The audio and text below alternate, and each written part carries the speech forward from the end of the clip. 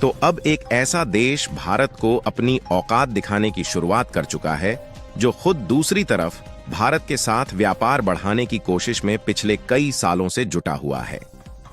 आज हम बात कर रहे हैं दक्षिण अमेरिका के सबसे विशाल देश ब्राजील की, जिसने हाल ही में एक ऐसा कदम उठाया है जिस पर बहुत कम लोगों की ही नजरें जा रही हैं। दरअसल हाल ही में खबर निकलकर आ रही है कि ब्राजील के हवाई अड्डे पर भारत के साथ साथ नेपाल और वियतनाम के सैकड़ों प्रवासी कई हफ्ते से फंसे हुए हैं, लेकिन उन्हें खाना और पानी भी ब्राजील के द्वारा नहीं दिया जा रहा है। और ब्राजील का कहना है कि यह भारतीय लोग बिना वीजा के हवाई अड्डे पर पकड़े जाने के दौरान हिरासत में लिए गए हैं। लेकिन यहाँ पर सोचने वाली बात यह है कि एक तरफ तो भारत के सैकड़ों लोग ब्राजील के हवाई अड्डे पर फंसे हैं, उन्हें खाना और पानी भी नहीं दिया जा रहा है। वहीं दूसरी तरफ इस समय ब्राजील के फॉरेन मिनिस्टर भारत की नई दिल्ली में आए हुए हैं और भारत के साथ डिफेंस और एनर्जी सेक्टर के लिए नई नई पार्टनरशिप फाइनलाइज कर रहे हैं। लेकिन शायद ब्राजील यह भूल चुका है कि अगर इसके बावजूद भी भारत के जिन प्रवासियों को उनके द्वारा हिरासत में लिया गया है, अगर उन्हें खाना और पानी ढंग से नहीं दिया जाता तो आगे चलकर भारत उनके लिए भारी पड़ सकता है। क्योंकि ब्राजील भारत के साथ ऐसे समय दो तरफा खेल खेलने की कोशिश कर रहा है जिस समय भारत एशिया का सबसे तेजी के साथ आगे बढ़ता हुआ देश बन गया है और दुनिया के डेवलप्ड देशों तक भारत के साथ व्यापार कर रहे हैं। पूरी डेवलपमेंट क्या है इस वीडियो में समझते हैं, लेकिन आगे बढ़ने से पहले ब्राजील को ठिकाने लगाने के लिए भारत की नई तैयारियां चल रही हैं। उसके लिए वीडियो को एक लाइक करके चैनल को सब्सक्राइब जरूर कर लीजिए, क्योंकि यह आपके लिए 1 सेकंड का काम है, लेकिन इससे हमारी काफी बड़ी मदद होती है। दरअसल देखा जाए तो ब्राजील साउथ अमेरिका का सबसे बड़ा देश है और ब्राजील भी भारत की तरह विकासशील देश है, जहां ब्राजील को भी दुनिया की सबसे बड़ी इकोनॉमी वाले देशों में गिना जाता है। हालांकि अभी भी इस देश को हेल्थ सेक्टर में काफी ज्यादा चुनौतियों का सामना करना पड़ता है और ब्राजील पिछले कुछ सालों से भारत के साथ अपने ट्रेड रिलेशंस को दिन पर दिन बढ़ा रहा है और अब तक ब्राजील के मिनिस्टर भारत में लगभग 9 बार आकर दोनों देशों के बीच बायलैटरल ट्रेड बढ़ाने के लिए पार्टनरशिप कर चुके हैं, जिससे पिछले कुछ सालों से भारत का ब्राजील में एक्सपोर्ट भी काफी ज्यादा बढ़ा है और हम लोग ब्राजील से काफी सारी चीजें इंपोर्ट भी कर रहे हैं, जिससे दोनों देशों के बीच ट्रेड बैलेंस बराबर बरकरार है। और जब दोनों देशों के बीच इंपोर्ट और एक्सपोर्ट बढ़ना शुरू किया तो धीरे धीरे भारत की काफी सारी कंपनियां आज के समय ब्राजील में पहुंच चुकी हैं, जिसमें इंफॉर्मेशन टेक्नोलॉजी, मेडिकल इक्विपमेंट और एनर्जी सेक्टर के साथ साथ मैन्युफैक्चरिंग के मामले में भारत की कई कंपनियां अपनी प्रोडक्शन यूनिट ब्राजील में सेटअप कर चुकी हैं, जिसमें भारत की टाटा कंसल्टेंसी सर्विस, विप्रो, महिंद्रा और सन फार्मा जैसी दिग्गज मैन्युफैक्चरिंग एंड कंस्ट्रक्शन कंपनी शामिल है, जो कि न सिर्फ अपने व्यापार को ब्राजील में कर रही है, बल्कि यह कंपनियां कुछ प्रोडक्ट को ब्राजील में मैन्युफैक्चर करके दक्षिणी अमेरिका के अन्य देशों में एक्सपोर्ट करके कमाई भी करती है। और भारत की जो कंपनियां ब्राजील में एस्टेब्लिश है और वहां पर काम कर रही है, उसमें ज्यादातर मैन्युफैक्चरिंग और एनर्जी सेक्टर वाली कंपनियां हैं। इसलिए इन भारतीय कंपनियों में भारत के काफी ज्यादा कर्मचारी ब्राजील में रहते हैं और वहां पर इन कंपनियों का कार्यभार संभालते हैं। हालांकि केवल भारत ही नहीं, बल्कि एशिया के नेपाल, वियतनाम और बांग्लादेश के भी कई कर्मचारी वहां पर प्रवासियों के रूप में रहकर काम करते हैं।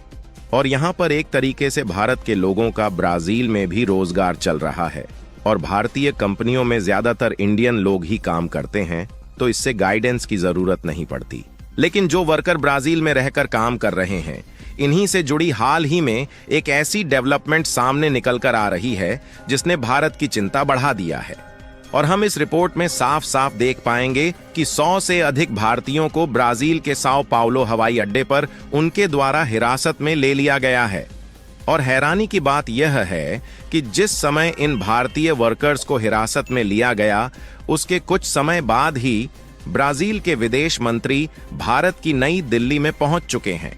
जहां ब्राजील के विदेश मंत्री भारत के एस जयशंकर से भी मिल चुके हैं, जिसमें दोनों देशों के बीच डिफेंस के साथ साथ एनर्जी और अन्य कई सेक्टर में बायलैटरल ट्रेड पार्टनरशिप बढ़ाने को लेकर एग्रीमेंट हो रहे हैं। यानी कि ब्राजील के विदेश मंत्री भारत में ऐसे समय आए हुए हैं जब कुछ ही दिनों पहले ब्राजील के एयरपोर्ट में लगभग 700 प्रवासी पकड़े गए हैं, जिनमें भारतीय, नेपाली और वियतनामी लोग शामिल हैं, जो कि देश में एंट्री करने के लिए इंतजार कर रहे थे। इन लोगों में कम से कम 100 भारतीय भी शामिल थे और ब्राजील का कहना है कि यह लोग बिना वीजा के इंटरनेशनल एयरपोर्ट पर इंतजार कर रहे थे। फिलहाल यहाँ पर सवाल यह उठने लगा कि मान लीजिए अगर यह लोग बिना वीजा के भी ब्राजील के इंटरनेशनल हवाई अड्डे पर पाए गए, तो आखिरकार इन्हें ढंग से भोजन पानी क्यों नहीं दिया जा रहा है?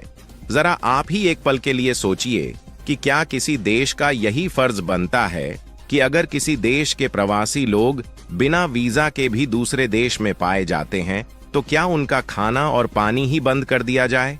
आपको बता दें कि हवाई अड्डे पर फंसे ये लोग बेहद खराब स्थिति में रह रहे हैं, जहां उन्हें भोजन और पानी की सुविधा नहीं है, यहां तक कि बच्चों को कंबल भी नहीं मिल पा रहे हैं। हालांकि अगर भारतीय लोगों के साथ ब्राजील में ऐसे दुर्व्यवहार किया जाता है, तो भारत भी जल्द ही एक्शन में आ सकता है।